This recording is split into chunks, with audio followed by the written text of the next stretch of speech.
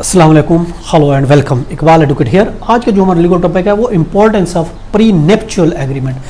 Pre nuptial agreement जो बनता है उसकी क्या इंपॉर्टेंस है। देखिए, प्री नेप्चुअल एग्रीमेंट जो हमारा इसका एक मद्दे मुकाबिल है वो है काबीनामा, हम इसको कहते हैं। प्री नेप्चुअल एग्रीमेंट खासकर जो वेस्टर्न कंट्रीज़ में जो इंग्लिश लॉ के तहत वो तैयार होता है।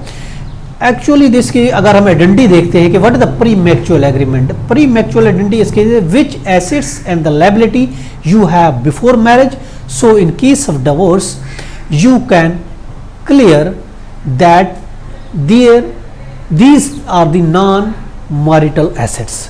ये इसलिए तैयार हो जाए प्री नेप्चुअल एग्रीमेंट के ताकि अगर डिवोर्स होती है तो फिर ये कहा जा सके ये जो प्रॉपर्टी थी, ये जो एसेट्स थे शादी से पहले वाले एसेट्स है और ये नॉन मैरिटल एसेट्स हैं। यानी एक मैरिटल एसेट्स वो होते हैं जो शादी के बाद खरीदे जाते हैं और एक नॉन मैरिटल एसेट्स वो होते हैं जो शादी से पहले खरीदे जाते हैं। तो यूँ समझे नॉन मैरिटल जो उसके एसेट्स हैं उसकी डिक्लेरेशन होती है, उसकी आइडेंटिफिकेशन होती है, उसकी डिटेल्स होती है, उसके बारे में लिखा जाता है कि ये नॉन मैरिटल एसेट्स है, यानी ये शादी से पहले खरीदे गए एसेट्स है, only use for the further divorce purpose. Main चीज़ जो ये प्रीपेक्चुअल एग्रीमेंट इस्तेमाल होता है डिवोर्स पर्पज के लिए, डिवोर्स पर्पज के लिए इस्तेमाल होता है। ये एक अहम किस्म का यूँ समझे रिमाइंडर है कि मुस्तक़बिल में हमारे ताल्लुकात इससे वो है वो बना रहते हैं या नहीं बना रहते। जिम्मेदारियों और एसेट्स का इसमें तयन होता है कि किस पर क्या जिम्मेदारी होगी, लायबिलिटीज़ और राइट्स का उसमें तयन और ख़ासकर इसमें जो है एसेट्स का तयन होता है। जैसे USA, United states of America, उसकी 27 स्टेट्स ऐसी हैं जहाँ प्री मैच्योर एग्रीमेंट जो होता है वो बनता है, वो बनाया जाता है। प्री मैरिटल एग्रीमेंट या प्री नेप्चुअल एग्रीमेंट भी कहा जाता है, उसको वो तैयार करते हैं।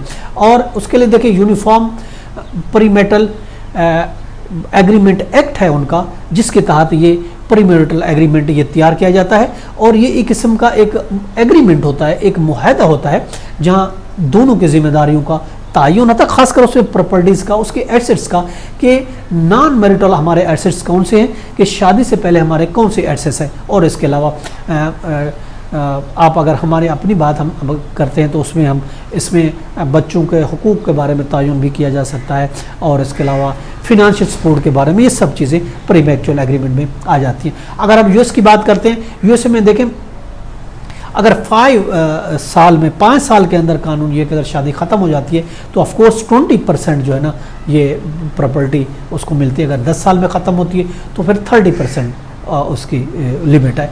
तो ये हमारा आज का टॉपिक था कि importance of pre nuptial agreement. इसके साथ मुझे इजाज़त दें कि नए टॉपिक के साथ फिर मिलेंगे। Have a nice day. अल्लाह हाफ़िज़।